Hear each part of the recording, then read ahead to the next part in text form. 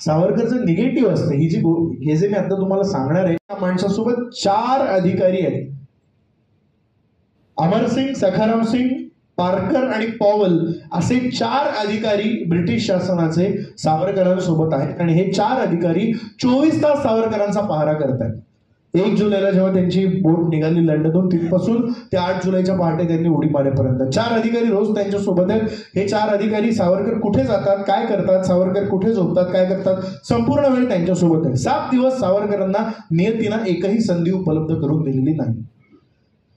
आणि सावरकरांनी जर असं ठरवलंय की इथनं आपल्याला मुक्त व्हायचंय, इथनं आपल्याला सुटून जायचंय, 7 दिवस मला एकही संधी मिळत नाही म्हटल्यानंतर सावरकरांच्या जागी जर इतर कुठला माणूस असता तर त्याच्या मनात इतकी निगेटिव्हिटी आली असती, त्याने इतका निगेटिव्ह विचार केला असता की मला हे जमूच शकत नाही, माझ्या नशिबी आता फक्त तुरुंगवासच लिहिलेला आहे. सावरकरांनी त्या मुलांना नंतर सांगताना ती गोष्ट सांगितली आहे. ते म्हणाले की तुम्ही आजूबाजूला तुमच्यातलीच मुलं बघत असाल की काही मुलं अशी असतात जी 95% मिळून सुद्धा नाखुश असतात आणि काही मुलं 70-75% पास झाली तरी सुद्धा आनंदी असतात.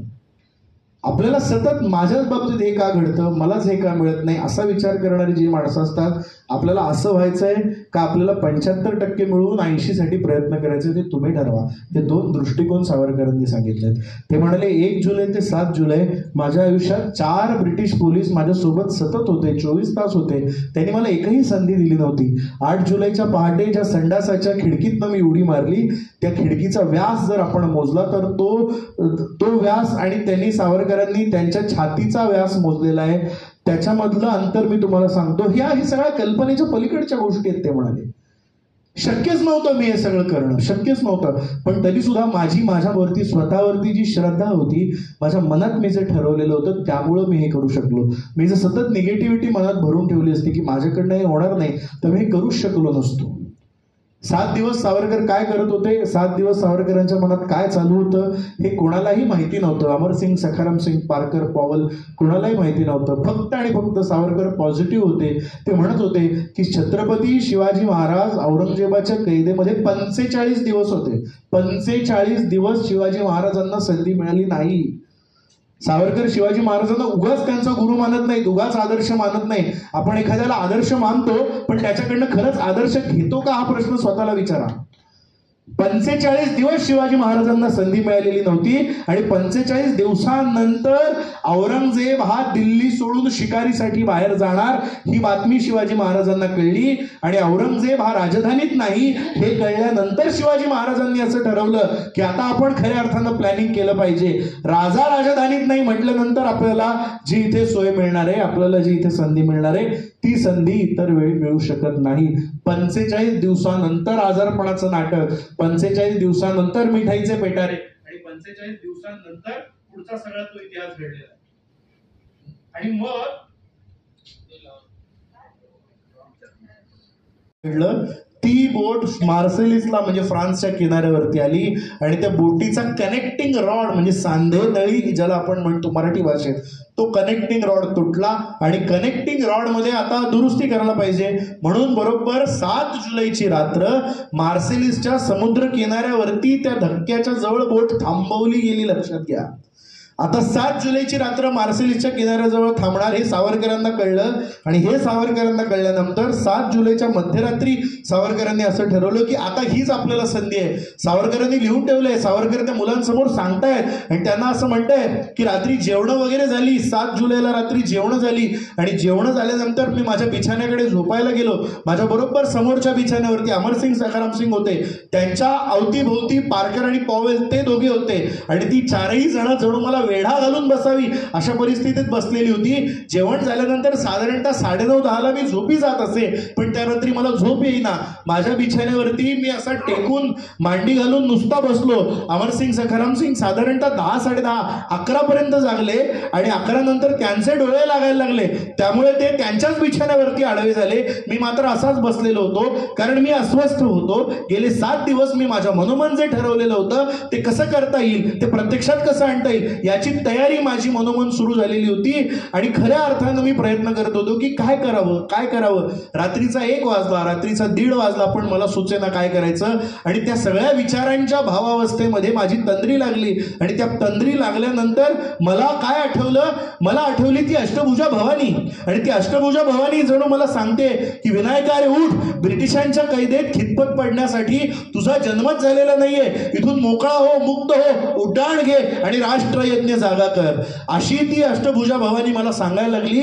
माझे डोळे खाडकन उघडले आणि खाडकन माझे डोळे उघडल्यानंतर मला काय आठवलं, मला आठवले माझे गुरु, माझे आदर्श छत्रपती शिवाजी महाराज. आपल्याला आठवतंय का, अफजल खानाचं सैन्य जेव्हा महाराष्ट्रावरती चाल करून आलं होतं तेव्हा एवढं मोठं 70,000 अफजल खानाचं सैन्य त्या प्रतापगडावर असलेल्या 10,000, 8,000, 5,000 मावळ्यांची कसं लढायचं असा प्रश्न महाराजांना पडला होता. आणि महाराज रात्री झोपेत असताना त्या तुळजाभवानीनं त्यांना दर्शन दिलेलं होतं. आणि दुसऱ्या दिवशी महाराज उठले आणि ते सदरेवर गेले आणि त्यांनी सगळ्या त्या अष्टप्रधानांना बोलावलं आणि त्यांनी सांगितलं की काल रात्री साक्षात तुळजाभवानी स्वप्नामध्ये आली आणि तिने आम्हाला सांगितलं. आणि ती तुळजाभवानी स्वप्नात आल्यानंतर तिने आता आशीर्वाद दिलेले आहेत. त्यामुळे काळजी करायचं काहीही कारण नाही.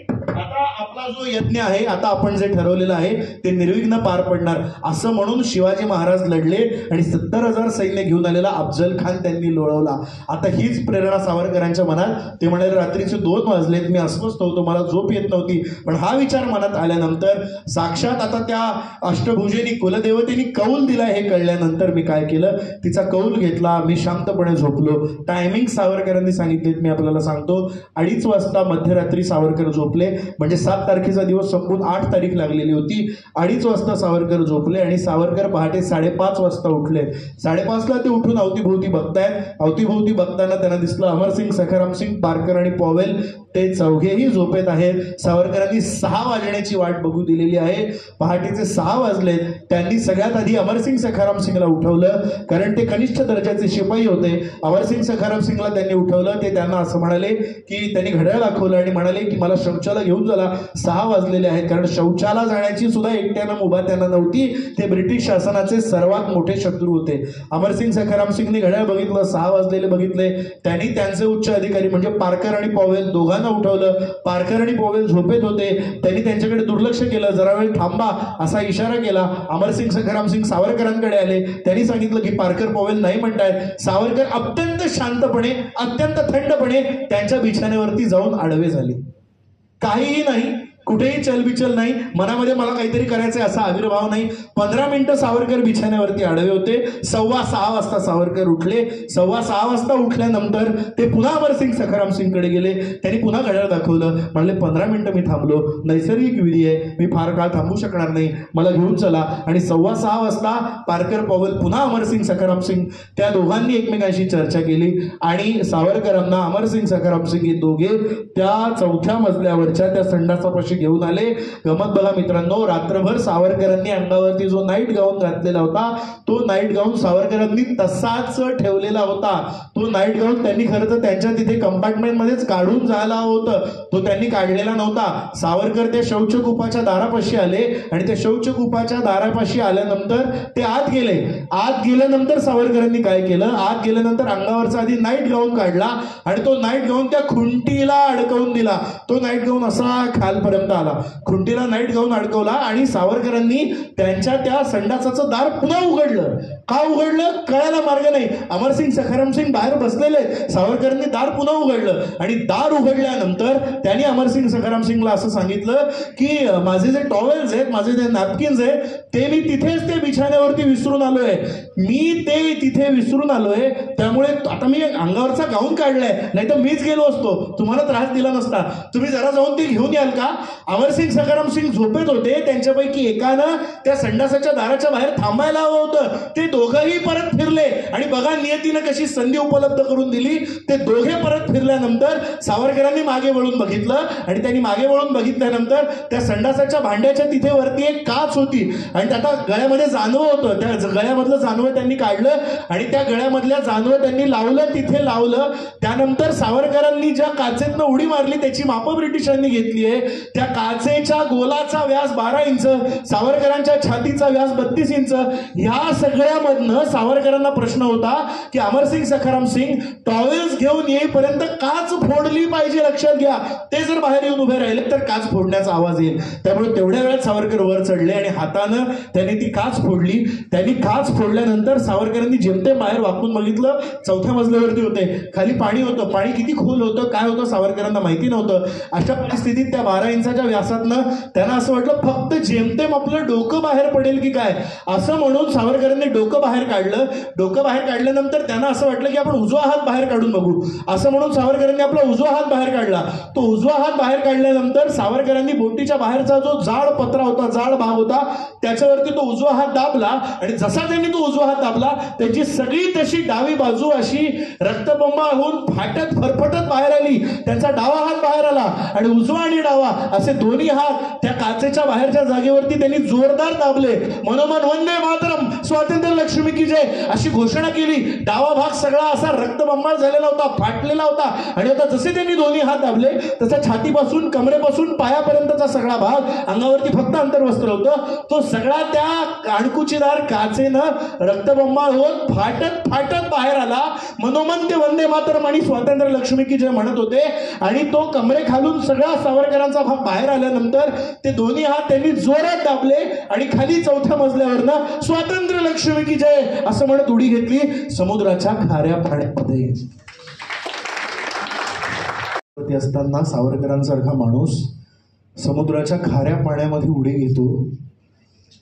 काय यातना झाल्या असतील सावरकरांना, काय वेदना झाल्या असतील सावरकरांना.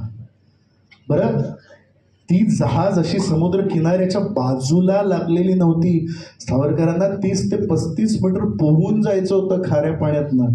अमरसिंग सखाराम सिंग जो टॉवेल घेऊन नॅपकिन घेऊन आले, त्यांनी दार वाजवलं. हे सगळं घडायला 4-5 मिनिटं पुरेशी झालेली आहेत. त्यांनी दार वाजवलं आणि दार वाजवल्यानंतर सावरकर दार उघडेनार आणि त्यांना खऱ्या अर्थानं संशय आला. त्यांना संशय आल्यानंतर त्यांनी ते दार जोरजोरात ओढलं तरी सुद्धा ते उघडेनात. म्हणून त्यांनी पार्कर पॉवेलला बोलवलं. पार्कर पॉवेलने दार तोडलं आणि दार तोडून ते बघतायत खाली वाकून, तर त्यांना दिसलं समुद्रात उडी मारणारे सावरकरांचे पाय. त्याच्या पायाखालची जमीन सरकलेली होती आणि त्यांनी लगोलग छोट्या बोटी काढल्या आणि सावरकर ते 30-35 मीटरचं जे अंतर होते ते पोहत पोहत गेले. यांनी मागनं बोटी काढलेल्या होत्या आणि ते वरनं फायरिंग करत होते जहाजातनं सावरकरांवरती. एकीकडे का ते अंडर वॉटर पोहत गेले, कारण फायरिंग चुकवायचं होतं. एखादी जरी गोळी सावरकरांना लागली असती तरी सुद्धा सावरकर त्या पाण्यातनं बाहेरच येऊ शकले नसते. तिथेच त्यांचं आयुष्य संपलेलं होतं.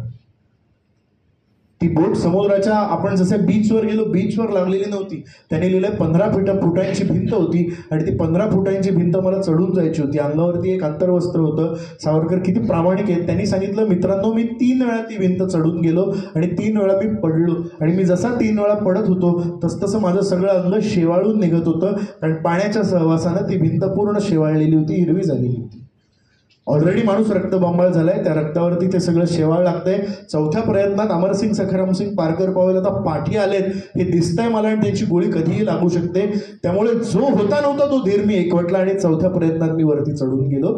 आणि मी जो वरती चढून गेलो तसाच अंगावरती एक वस्त्र आहे आणि मी आता सगळा काळा निळा झालेलो आहे, कुठून कुठून रक्त येतोय, अशी माझी अवस्था. आणि अशा अवस्थेमध्ये मी धावायला लागलो आणि त्या फ्रान्सच्या किनाऱ्यावरती तिथे काही पोलीस बसलेले होते. त्या पोलिसांना मी सांगतोय की अशा पद्धतीनं मी भारतीय क्रांतिकारक आहे आणि मी देशाच्या स्वातंत्र्यासाठी लढतोय. मी त्यांना इंग्रजी भाषेत सांगतोय, पण माझं इंग्रजी त्यांना कळेना. त्यांना फ्रान्स भाषा उगत होती, त्यांना इंग्रजी भाषा तितकी नीट येत नव्हते. आणि तेवढ्यात त्या 2-5 मिनिटाच्या काळात पार्कर पॉवेल अमरसिंग सखाराम सिंग आले. त्यांनी मला ताब्यात घेतलं आणि नुसतं ताब्यात घेतलं नाही तर मी त्यांना काहीतरी सांगेल, मी त्याला अरेस्ट करा मला असं सांगेन. त्याच्याच आधी त्यांनी खिशातनं पैशांची बंडलं काढली. त्यांनी त्याला आश्वासन दिलं की आम्ही तुम्हाला अमुक पैसे देऊ. त्याला लाच दिली आणि लाच दिल्यानंतर सावरकरांना ताब्यात घेतलं. सावरकरांना ताब्यात घेऊन अक्षरशः मारहाण करत करत ते किनाऱ्यावरती पुन्हा आणलं जात होतं. आणि सावरकरांनी क्षणभर मागे वळून बघितलं आणि त्यांनी मागे वळून बघितलं तेव्हा त्यांना तिथे दिसल्या व्ही.व्ही.एस. अय्यर आणि मॅडम कामांची गाडी. 5 मिनिटं आपल्याला 5 मिनिटं एखाद्याच्या आयुष्यातली 5 मिनिटं एखाद्या राष्ट्राच्या आयुष्यावरती किती कारणीभूत होऊ शकतात, विचार कधी केलाय? फक्त 5 मिनिटं मॅडम कामा आणि VVS अय्यर लवकर आले असते तर कदाचित त्या मार्सलिसच्या किनाऱ्यावरनं सावरकरांना तिथनंच त्यांची सुटका झाली असती आणि सावरकरांचं आणि परिणामी आपल्या देशाचं भविष्य बदललं असतं. दुर्दैवाने तसं घडलं नाही मित्रांनो. पण या उडीचे परिणाम काय झाले ऐका. त्या काळात, ज्या काळात फेसबुक नाही, व्हॉट्सअप नाही, अशा काळात जगातल्या 113हून अधिक वर्तमानपत्रांनी सावरकरांच्या उडीची दखल घेतली आणि त्यांना हे लक्षात आलं की असा हा एकमेव देशभक्त आहे जो देशभक्त आपल्या जीवाची पर्वा न करता खळाळत्या समुद्रामध्ये आपल्या जीवाच्यावरती बाजी लावतो आणि उडी मारतो. 113 देशांनी सावरकरांच्या उडीची दखल घेतली. हे प्रकरण आंतरराष्ट्रीय न्यायालयामध्ये गेलं. आंतरराष्ट्रीय न्यायालयामध्ये प्रकरण गेलेलं असताना खरं तर सावरकरांना भारतात आणून त्यांना 50 वर्षांची शिक्षा ब्रिटिशांनी देऊन झालेली होती. सावरकरांचं प्रकरण आंतरराष्ट्रीय न्यायालयात न्यायप्रविष्ट होतं. त्याच्या आधीच ब्रिटिशांनी त्यांना 50 वर्षांची शिक्षा देऊन ते मोकळे झालेले होते. पण त्याच्यानंतर जेव्हा आंतरराष्ट्रीय न्यायालयात निकाल लागला तेव्हा ब्रिटिशांना त्यांची चूक मान्य करायला लागली आणि ब्रिटिशांना सावरकर नावाच्या माणसामुळे आंतरराष्ट्रीय न्यायालयात माफी मागायला लागली. आम्ही चुकलो हे सांगावं लागलं.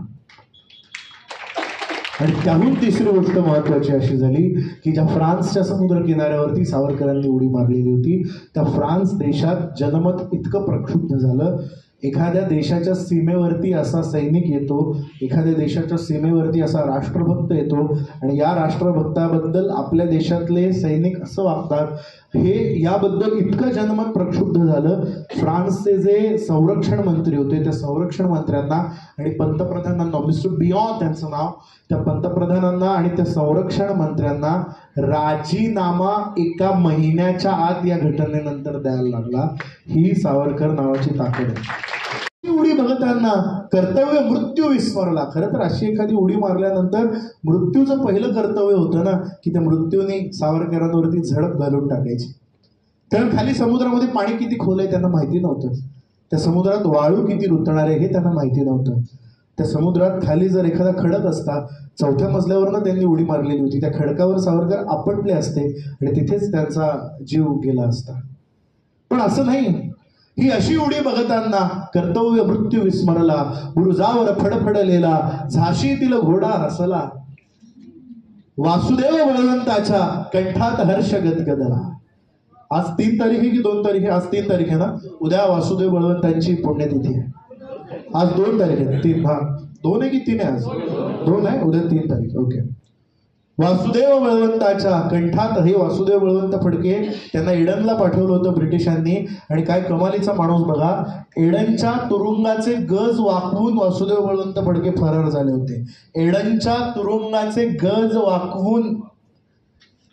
काय माणूस असेल हा. हेच वासुदेव बळवंत फडके जे पुण्याच्या लहुजी बाबा वस्तादांकडे तालमीचं शिक्षण घेत होते, शस्त्रास्त्रांचं शिक्षण घेत होते. आणि तिथे रत्नागिरीहून एक मुलगा आला होता 14 वर्षांचा, बाळ नावाचा. त्या तालमीबाजीच्या शिक्षणाच्या दरम्यान त्या वासुदेव बळवंत फडकेंनी त्या बाळाच्या मनामध्ये रुजवली राष्ट्रभक्तीची ज्योत. वासुदेव बळवंत तरी ब्रिटिशांच्या काळात नोकरी करायचे, म्हणजे मिलिटरी फायनान्स विभागात. त्यांनी नोकरी सोडून त्यांनी राष्ट्राच्या स्वातंत्र्यासाठी आयुष्य अर्पण केलं होतं. त्यांनी बाळाच्या मनात अशी राष्ट्रभक्तीची प्रेरणा रुजवली की त्या बाळांनी ब्रिटिशांची नोकरीच केली नाही, उलट स्वदेशी शिक्षण देणारी शाळा आणि स्वदेशी शिक्षण देणारं महाविद्यालय म्हणजे त्यांनी फर्ग्युसन कॉलेज आणि न्यू इंग्लिश स्कूल सुरू केली. असे वासुदेव बळवंत फडके.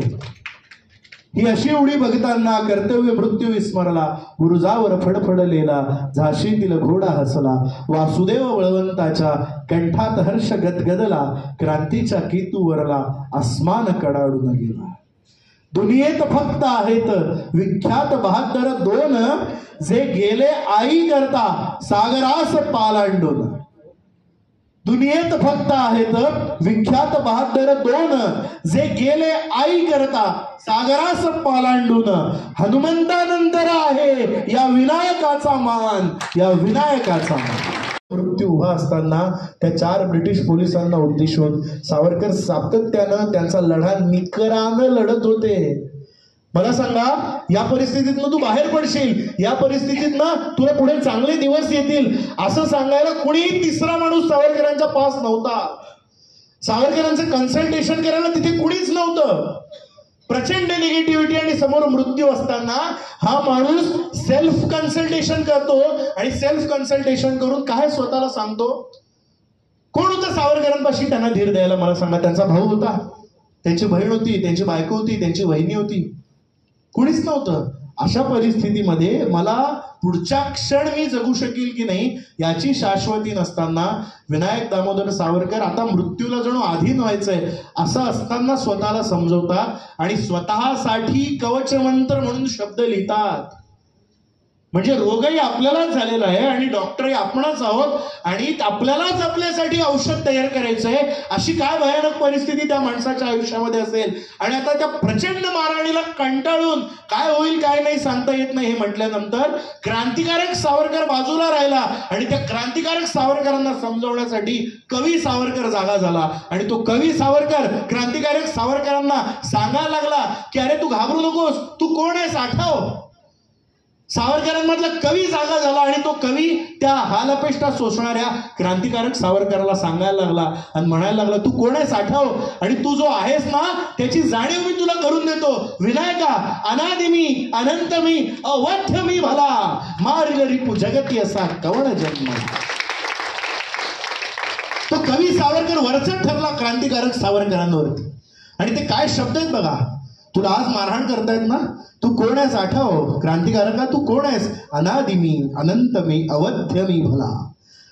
अनादि आणि अनंत आहे, ज्याचा थांग लागणार नाही असा अवध्य आहे, मला मारू शकेल असं कोणी नाही. अवध्य मी भला मारिल रिपू म्हणजे शत्रू, मारिल रिपू जगती असा कवळ जन्मला. हे तुला मारहाण करतायत पण तुला हे मारतील, मारून टाकतील इतकं त्यांच्यात सामर्थ्य नाही. आठव. तो कवी सावरकर क्रांतिकारक सावरकरांना सांगायला लागला आठव तू 14व्या वर्षी शपथ घेतली होतीस ना, अट्टहास तुझा होता. कोणी सावरकरांचा हात धरून त्यांना त्या अष्टभुजा भवानी पुढे उभं नव्हतं केलं की विनायका चल शपथ घे आणि राष्ट्राच्या स्वातंत्र्यासाठी लढायला तयार हो. असं करणारा कुणीच नव्हता. ते सावरकर एकटे गेले होते आणि तो कवी सावरकर क्रांतिकारक सावरकराला सांगायला लागला काय अट्टहास करीती जाई धर्मधारिणी. अट्टहास तुझा होता. अट्टहास करीती जाई धर्मधारिणी मृत्यूशीच गाठ घालून घुसे रणी. मृत्यूशी गाठ घालून तू स्वतः रणांगणामध्ये घुसला होतास आणि आता कशाला. मृत्यूशीच गाठ घालून घुसे रणी अग्नी जाळी मजसी ना खडग छेदितो.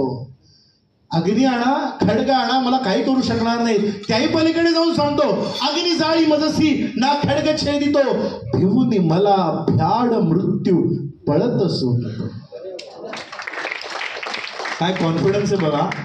मृत्यू यायचा असता तर लंडनला 4 वर्ष जे उपद्व्याप केले तेव्हाच आला असता ना.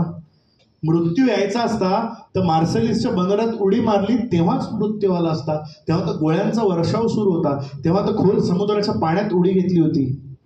मृत्यू तेव्हाच येऊ शकला असता पण मृत्यू तेव्हा आला नाही. सावरकरांचा कॉन्फिडन्स काय लेव्हलला जातो ते म्हणतात भिवनी मला भ्याड मृत्यू पळत सुटतो.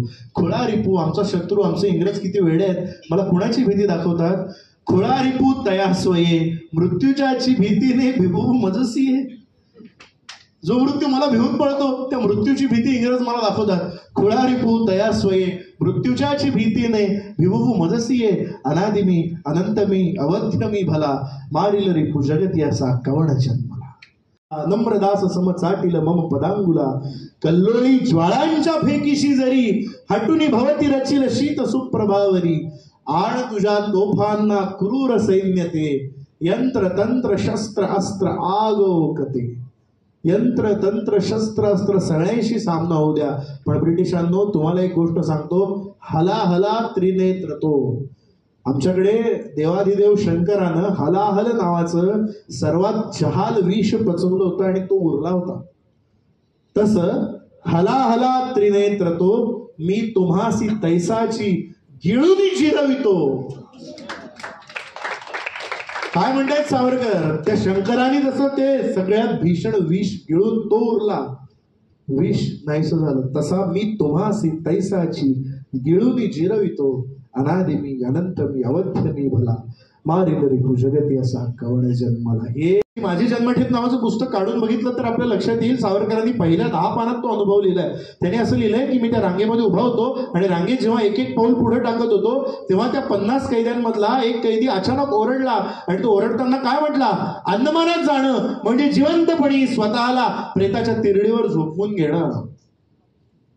काय शब्द आहे, अंदमान पावलं पुन्हा मातृभूमीकडे परतणार नाहीयेत. आणि तो जोरात ओरडला की अंदमानात जाणं म्हणजे जिवंतपणी स्वतःला प्रेताच्या तिरडीवर झोपवून घेणं. आणि सावरकरांचं मन क्षणभर शहारलं.